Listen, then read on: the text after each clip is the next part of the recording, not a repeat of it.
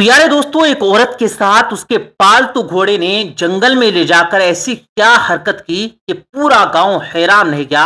और उस औरत ने जंगल में ले जाकर घोड़े के साथ ऐसा क्या किया कि गांव वालों ने कहा कि इस औरत ने इसके साथ जिनसी ताल्लुकात कायम कर रखे हैं। दोस्तों, आज हम आपको इसी औरत के उस पालतू घोड़े का वाकया सुनाएंगे। बस आपने करना यह है कि ये सब जानने और देखने के लिए आपने वीडियो में हमारे साथ आखिर तक जुड़े रहना है। वीडियो में आगे बढ़ने से पहले कंफर्म कर लें कि आपने हमारा चैनल सब्सक्राइब कर रखा है। नहीं किया तो अभी सब्सक्राइब करें, साथ लगे घंटे पर भी जरूर क्लिक करें ताकि इसी तरह की इंफॉर्मेटिव वीडियो आप तक पहुंचती रहे। प्यारे दोस्तों, एक ऐसा मुल्क है जहां जानवर पालना एक आम मशगला है।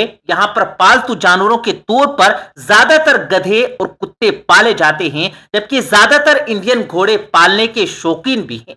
ताहम इस शौक को पूरा करना हर किसी के बस की बात नहीं है। दोस्तों, एक औरत ने जब घोड़ा पाला तो उसके साथ एक हैरान कर देने वाला वाकया पेश आया जिसने पूरे गांव को हैरत में मुब्तला कर दिया। यह वाकया जुनूब मशरिकी रियासत में पेश आया, जहां भाटिया चारण नामी एक नौजवान औरत रहा करती थी जिसकी उम्र तकरीबन 28 साल बताई जाती है। यह वाकया दोस्तों उस दौर का है जब यहां पर अंग्रेज हुकूमत किया करते थे, जबकि अंग्रेजों ने रियासत का इंतजामी उमूर यहां के राजा के हवाले कर रखा था। रियासत का राजा सख्त गिर इंसान था और अक्सर औकात अपनी ही रियाया पर जुल्म और सितम ढाता। एक बार का जिक्र है कि राजा ने शिकार का प्रोग्राम बनाया और इस मकसद के लिए उसने गांव भर से घोड़े मंगवाए। खूब रिसर्च के बाद राजा के आदमियों ने भाटिया चारण नामी औरत का घोड़ा मुंतखब किया, सिलेक्ट किया और उसे राजा के सामने पेश करके कहा, महाराज, ये घोड़ा इंतहाई आला नस्ल का है,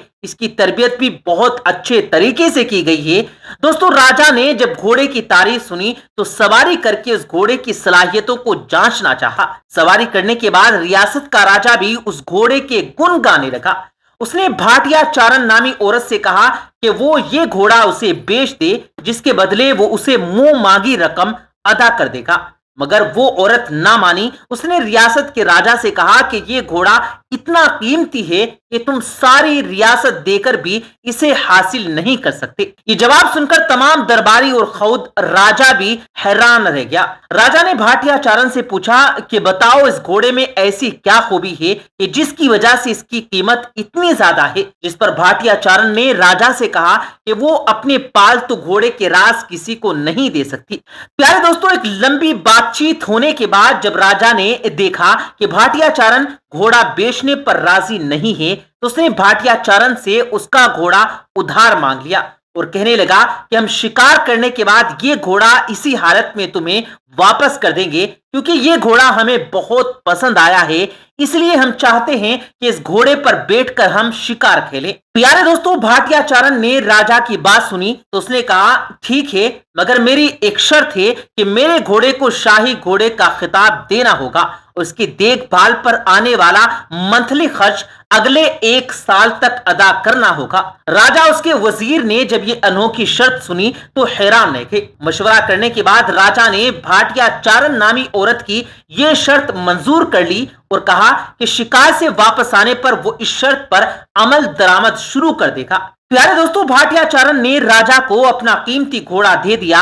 राजा उसे लेकर मुकर्ररा दिन शिकार करने जंगल पहुंचा। उसने घोड़े को रोकने की कोशिश की तो घोड़ा ना रुका और जंगल के घने हिस्से की तरफ दौड़ता चला गया। सिपाही और गार्ड्स भी हैरान थे कि इससे पहले तो राजा ने इतने घने जंगल में जाकर शिकार कभी नहीं किया, फिर वो भी राजा के पीछे पीछे चलते गए। घोड़ा काफी देर तक दौड़ता रहा और उन्हें जंगल के एक ऐसे हिस्से में ले गया जिससे कोई और वाकिफ न था, यानी जिस हिस्से को कोई और नहीं जानता था। यहाँ शिकार के लिए परिंदे और जानवर वाफर मिकदार में मौजूद थे। तरह तरह के जंगली फल भी थे और मीठे पानी के चश्मे बह रहे थे। ये देखकर राजा बहुत खुश हुआ। उसने जी भरकर शिकार किया, जंगली फल खाए, मीठा पानी पिया और वापस चल पड़ा। दोस्तों, महल वापस पहुंचकर उसने भाटिया चारण को वो घोड़ा वापस तो कर दिया, मगर वो उस घोड़े की जहानत से काफी मुतासिर हुआ, क्योंकि घोड़े ने राजा की मंशा के बिल्कुल ऐन मुताबिक काम किया और उसे जंगल के उस हिस्से में ले गया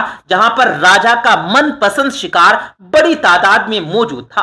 अब राजा को भाटिया चारण की बात पर यकीन होने लगा कि उसका घोड़ा वाकई बहुत कीमती है। वो جان چکا تھا کہ کوئی تو ایسا نہیں ہے کہ جس کی وجہ سے بھاٹیا چارن نے گھوڑا بیچنے سے انکار کیا تھا۔ دوستو صبح ہوتے ہی راجا نے اپنے خاص سپاہی طلب کیے اور انہیں آرڈر دیا کہ وہ بھاٹیا چارن اور اس کے پر اسرار گھوڑے کا راز جاننے کی کوشش کریں۔ اب راجا کے سپاہی بھاٹیا چارن کے گھر کے قریب گھات لگا کر بیٹھ گئے اور اس پر نظر رکھی جانے لگی۔ کچھ ہی دنوں کی چھان بین کے بعد انہوں نے نوٹ کیا کہ صبح سویرے روشنی پھوٹتے ہی بھاٹیا چارن گھوڑے پر سوار ہو کر جنگل کی طرف جاتی ہے اور تھوڑی ہی دیر میں جب وہ واپس آتی ہے تو اس کے ہاتھ میں پھلوں سے بھرے ہوئے ٹوکرے ہوتے ہیں اور وہ انہیں گاؤں کے بازار میں بیچ کر اچھی خاصی رقم کما لیتی ہے۔ جبکہ کچھ سپاہیوں نے نوٹ کیا کہ کبھی کبھار پھلوں کی بجائے بھاٹیا چارن جنگل سے کوئی جنگلی جانور بھی شکار کر کے لاتی ہے اور اسے بیچ کر کے ایک اچھی خاصی رقم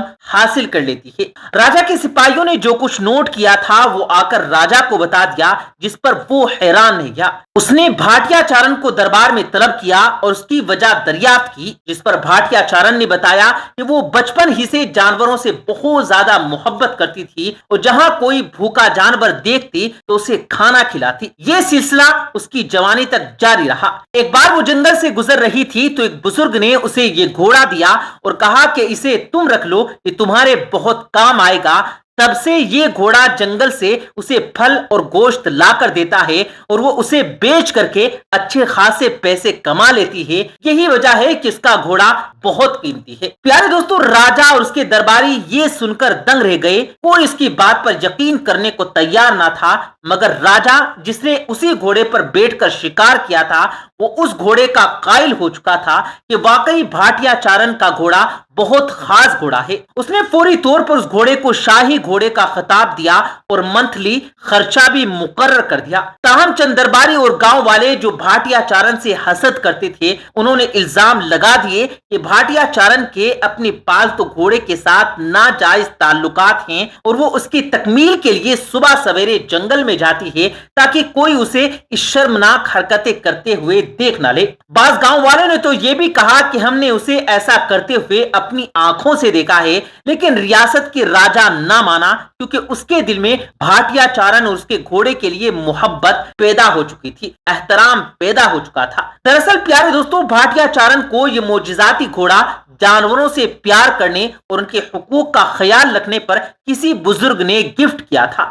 دوستو، اس سے یہ سبق بھی ملتا ہے کہ انسان کو جانوروں سے اچھا سلوک کرنا چاہیے۔ دین اسلام بھی جانوروں اور پرندوں سے پیار کرنے اور ان کے حقوق کا خیال رکھنے کی تلقین کرتا ہے۔ اسلام کے مطابق تم میں سے بہترین وہ ہے جو اللہ کی مخلوق کو زیادہ فائدہ پہنچانے والا ہو۔ مسلمان اللہ کی ہر مخلوق کا خیر خواہ ہوتا ہے کیونکہ اسلام تو سراسر امن و سلامتی اور خیر خواہی کا مذہب ہے اور یہ خیر و سلامتی کا پیغام دیتا ہے۔ اسلام نے تو اپنے پیروکاروں کو جانوروں سے بھی حسن سلوک کا سبق دیا ہے اور ان پر رحم کرنے کا حکم دیا ہے۔ حضرت سعید بن جبیر رضی اللہ تعالی عنہ فرماتے ہیں کہ میں ابن عمر کے ساتھ تھا، وہ چند نوجوانوں کے پاس سے گزرے جنہوں نے ایک مرغی باندھ رکھی تھی اور وہ اس پر تیر سے نشانے بازی کر رہے تھے۔ انہوں نے ابن عمر رضی اللہ تعالی عنہ کو دیکھا تو بھاگ گئے۔ اس وقت ابن عمر رضی اللہ تعالی عنہ نے فرمایا کہ بلا شبہ اللہ کے محبوب صلی اللہ علیہ وآلہ وسلم نے ایسا کرنے والوں پر